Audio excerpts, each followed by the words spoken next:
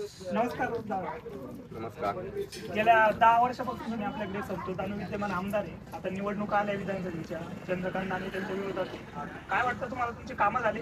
नाही, आम्हाला चंद्रकांत दानेच हवे, दुसरा कोण नको. गेल्या 10 वर्षामध्ये कामं तुमची काही नाही तुम्हाला सांगतो मी, ते काय आहे चंद्रकांत दाने आपलं संतोष दाने म्हातारा माणसाने ती बोलत नाही, ती आरेतुरी बोलते. त्याकरता आम्हाला संतोष दाने नको, आम्हाला फक्त चंद्रकांत दानेच हवे. असे काहीतरी कारण असतील की त्यांनी तुमची काही कामं केली नाही असं? कामं गिम वैस नाही, आमचे कर्ज नाही, काहीच नाही. काय फायदा आहे असा? लाडके बहीण येऊन 15 देते आणि नंतर त्याला मग काढते, याच्या मग काढते. काय फायदा याच्यामध्ये? हे असं वरती आहे का?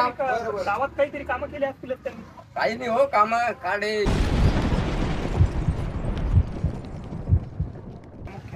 त्यांच्यामध्ये लढत होती की तुमच्याकडे गेल्या 10 वर्षामध्ये संतोष दानवे आमदार आहे, तुमची कामं जे काय मतदारसंघातले असतील ते झालेत का? तुमच्या शेतीचा प्रश्न असेल, पाण्याचा प्रश्न असेल, रस्त्याचा प्रश्न असेल, काय समस्या होत्या आणि काय मिटले? आता तर सर पाण्याचा प्रश्न मिटलेला आहे गावातला आमच्या, आणि राहिला विषय शेतीमालाचा. कापसाला तरी हमी भाव तरी 10,000 रुपये पाहिजे सध्या, कारण शेती पुरवठत नाही सर. ते खताचे भाव डायरेक्ट आपल्याला देऊन टेकले नाही. राहिला विषय सोयाबीनचे भाव झाले 4,000 3,500 रुपये. आणि तेलाचे भाव जर पाहिले आजचे, आज दिवाळीचा सण येतोय, आज म्हणजे दिवाळी असल्यामुळं प्रत्येक घराघरात तेल लागणार आहे. तेलाचे भाव 150 रुपयापर्यंत जाऊन टेकले. किराणा मालाचे भाव वाढले, ते भाव स्वस्त व्हायला पाहिजे.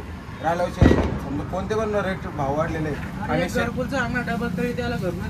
आणि ते राहिला विषय याचा की आपलं शेतीचं काय झालेलं, कापसाचे भाव कमी आहे. राहिला विषय कापसाला 10,000 रुपये भाव भेटत आपल्याला. सोयाबीनला हमी भाव तरी म्हणलं तर 7,000 ते 8,000 रुपये भेटत. 7-7.5च्या दरम्यान असा भाव भेटत. बाकी जे असतील गावात पिण्याच्या पाण्याचा प्रश्न मिटला असं बहुतेक सांगताय, पण सिंचनाचा जो प्रश्न आहे की शेतीसाठी पाणी वगैरे कुठं गावाकडून पाणी येत आहे का? नाही, गावात शेतीसाठी पुरवण्यास पाणी येत नाही, पिण्यासाठी पाणी येत नाही. घराण्याच्या लागत नाही, इथं नळणी येऊन काही येत नाही समजा आमच्या गावात तरी. पण बाणे गावून पाईपलाईन आलेली आहे गावासाठी. पिण्याच्या पाण्याचा संपूर्ण हा प्रश्न मिटलेला आहे गावातला आमच्या. आणि तुमचं आता हे मला दुकान दिसतं या ठिकाणी, तुम्ही याच्यातून समजा काही तुमचा उदरनिर्वाह होत असेल, पण शेतीवरच प्रामुख्याने? हा प्रमुख व्यवसाय हा शेती. पाटील दानवे महायुतीचे उमेदवार आहेत आणि शिंदे सरकार खूप छान काम करत आहे. शिंदे सरकारच्या खूप छान योजना आहे शेतकऱ्यांसाठी, महिलांसाठी 1,500 रुपये मागेल त्याला सोलर पंप, मागेल त्याला शेततळं. हे सरकार शेतकऱ्यांच्या हिताचं आणि गोरगरीब जनतेचं कैवारी आहे. त्यामुळं हे सरकार पुन्हा सत्तेत येईल अशी सर्वांना अपेक्षा आहे. आरक्षणाचं जरांगे पाटील म्हणताय की आरक्षण नाहीये, सरकारनं आरक्षण दिलं नाही, फसवं आरक्षण दिलंय. हे फसवं आरक्षण नाही आहे. हे आरक्षण पूर्वी 13% दिलं होतं, परंतु महाविकास आघाडीचं सरकार आल्यानंतर हे आरक्षण हे सरकार कोर्टात टिकू शकलं नाही.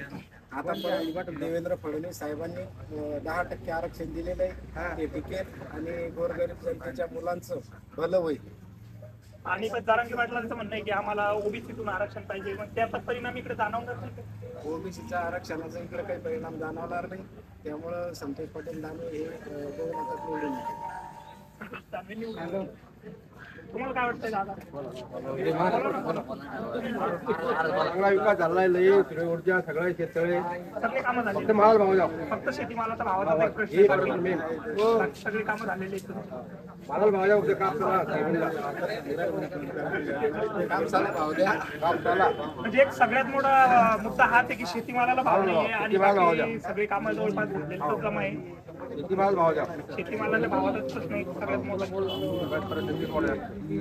आमच्या भागात झाले भाऊ झाले लाईटीचे, शेताचे, शेतीमालाचे, याचे सगळे भावाचे. मालाचं नाही पण रोड वगैरे झाले.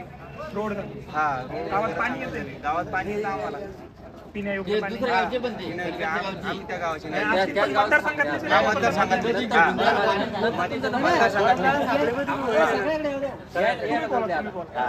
बोला काय काय तुमचे प्रश्न होते गेले 10 वर्ष? मराठा आरक्षण मग तो मिटलेला नाहीये. मग आता या निवडणुकीमध्ये काय वाटतंय? मराठा आरक्षणचा मुद्दा चालू जरांगे पाटील.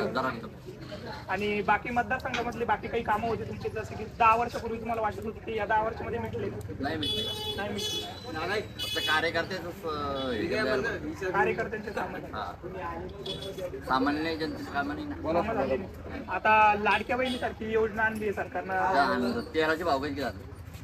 आता शेतकऱ्याच्या मालाला भाव आहे का? शेतीमालाच्या भावाचा प्रश्न आहे. मग जाऊ द्या घरी. मग तुम्हाला काय वाटतं आता कामं झाले?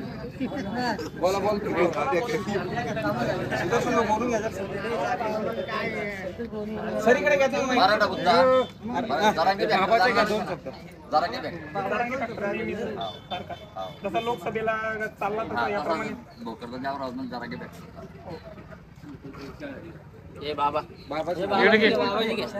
बाबा बोलत नाही ना. काय बाबा काय कामं झाले का? काय काम केलं तुम्ही? आमचं गरीब लोक शेतकरी मातीत घातला. शेतकरी माती का? मग शेतकऱ्यांना आहे का भाव? आता सरकार तर सांगतंय की आम्ही हमी भाव दिला. काय त्याचा हमी भाव सांगा बरं? सोयाबीनला 4850 रुपये हमी भाव दिला आहे. का साल भाव आहे का? खताचं गोण्यावर घेता. साहेबीन 3000 गेली सर. साहेबीन तेल झालं 140 रुपये. साहेबीन 3000 गेली. तुम्हाला सरकारची ती वयश्री योजना आहे त्या मूर्तिगंज तुम्हाला पैसे पण त्याचं खरं आहे का? पीएम किसानचे पैसे येत आहे, नमो बाकीचे नाही येत मला पैसे. मोदीचे मोदीचे पैसे, हा मोदीचे मोदी शेटचे पैसे येते. आपण तसं कोणतंच पण तेच आहे ना. हा ठीक आहे. तुम्ही बोलत होते काय झाले? कामं झाले, गावातले कामं होते, मतदारसंघातले कामं होते. तुम्हाला काय वाटतं की 10 वर्षामध्ये भाऊनं कामं केले? भरपूर मस्त केले. काही राहिले असतील ते आता पुन्हा होतील. आशा आहे तुम्हाला होईल म्हणून. कोण निवडून येईल आता या निवडणुकीत? काय वाटते तुम्हाला? संतोष दानवे. बाकी हमी भावाचाच प्रश्न या ठिकाणी जाणवतोय जास्त प्रमाणामध्ये. नाही तर बाकी लोकांचे कामं झाल्यातच जमाय असं सगळ्या लोकांचं म्हणणं आहे. या समोर काय म्हणता? काय काय कामं झाले तुमच्या? काय काय राहिले? 15% काम झाले, 15% कामं बाकी बनी. काय झाले आणि काय राहिले? 4-2 झाले, 4-2 राहिले. 4-2 झाले, 4-2 राहिले. आपण काय झाले आणि काय राहिले? आमचे रोड बाकी आहे. रोड लोक सांगताय की रोड झाले काही मी काय सांगतो, 15% आले, 15% राहिले. राहिले. आणि लाईट येते का व्यवस्थित? लाईट. आणि आता सौर ऊर्जा चालू. मागे त्याला आहे पण कोणते अजून कोणते पैशाचे कोणते ऑप्शन आले नाही. साईडला ओपन होते, मेसेज कोणालाच नाही आला. आणि हमी भावाचा एक प्रश्न आम्ही प्रामुख्याने भाऊ तर प्रमुख्यानं तो प्रश्न आहेच ना, ते करायलाच पाहिजेत ना. आणि आता लाडक्या बहिणीचे पैसे पण महिलांना येत आहे. ते बंद झाले पण चालतं. ते नाही द्यायला पाहिजे. आम्ही भाऊ व्हायला पाहिजे. ते द्यायला नाही पाहिजे, कोणतीच योजना नाही द्यायला पाहिजे, फक्त भाव द्यायला पाहिजे. भाव द्यायला पाहिजे. शेती भाव. शेती भाव पाहिजेत आणि हे जे तुमचं रासायनिक खत आहे हे ना याचे भाव व्यवस्था आणायला पाहिजे. हा हे वाढवून देऊ राहिले दरवर्षी, नाही तर शेती भावाला भाव नाही. आणि अशा योजना येत आहे वेगवेगळ्या. योजना कोणतीच नको. फुकटची योजना कोणतीच नको. फक्त हे शेतीमालाला भाव. आणि हे परत खताचे त्याचे भाव रिवाज पाहिजे. दरवर्षी तुमचे जास्त वाढवले ना. म्हणजे तुमचं म्हणणं आहे की सरकारविषयी जास्त प्रमाणावर काही नाराजी नाहीये, पण हे शेतीमालाला भाव नाही. भावच नाही ना का कोणतं तुम्ही दरवर्षी फक्त 500 रुपये वाढून देऊ राहिले सरकार. कापसाला दरवर्षी 500 रुपये वाढून देऊ राहिले, जास्त पण देऊ राहिले. जीएसटी झाली, आमकं झालं, टाकलं झालं. आता सध्या कापसाला काय भाव आहे? काय 6,500 रुपये चालू आहे सध्या. 6000 हा 5000 झाली 5,000. शास्त्रात 43 हा, याच्यामध्येच खेळू राहिले. आणि सोयाबीन सोयाबीन 31-32 आहे. आणि सोयाबीन आता तेल आपण 140.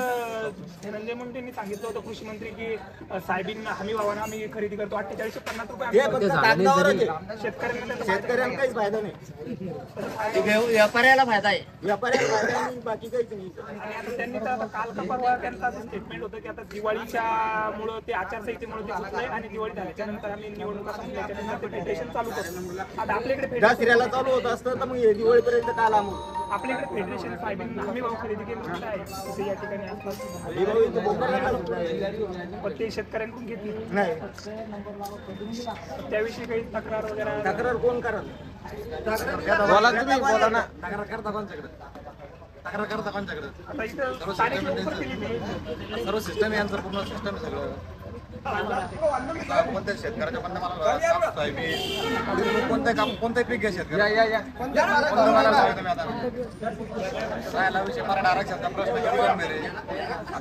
आता खासदार पाटलाचा निर्णय झाला, तो निर्णयामध्ये सर्वांचा झुपडा साफ होणार आहे. 100% होणार. स्टेटमेंट होतं की जालना जिल्ह्यामध्ये कुठे उमेदवार दिला नाही. ते अधिकृत घोषणा त्यांनी केलेली नाही अजून. 3 तारखेला त्यांचं जे डिक्लेअर तेवढं आपण सांगू शकतो. अधिकृत घोषणा आपण कोण करणार आहे? त्यांचा जो निर्णय होईल ते सर्व समाज मान्य करणार. म्हणजे मराठा आरक्षणाचा प्रश्न इथं जाणवणार इथे 100% पूर्ण आपल्या बहुता मराठवाड्यामध्ये जास्त आहे.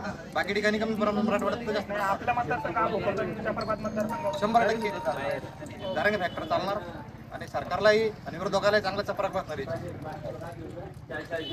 थोडी जाणीव आठवण कटकट मिटवा. म्हणजे तुला काय वाटतं शिक्षणाचा प्रश्न सगळं हे भाजप सरकारनं जे आहे ना पुरं वाट लावून टाकली शिक्षणाला सगळं.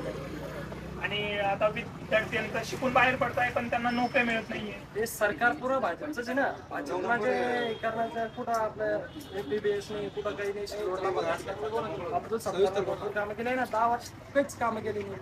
आणि नाही पण तुझं शिक्षण काय चालू आहे? माझं शिक्षणासाठी BSc तुझं कम्प्लीट केल्याच्या नंतर इथं रोजगाराच्या संधी नाही. रोजगार संधी इकडे काहीच उपलब्ध नाही ना भुजबळ तालुक्यामध्ये.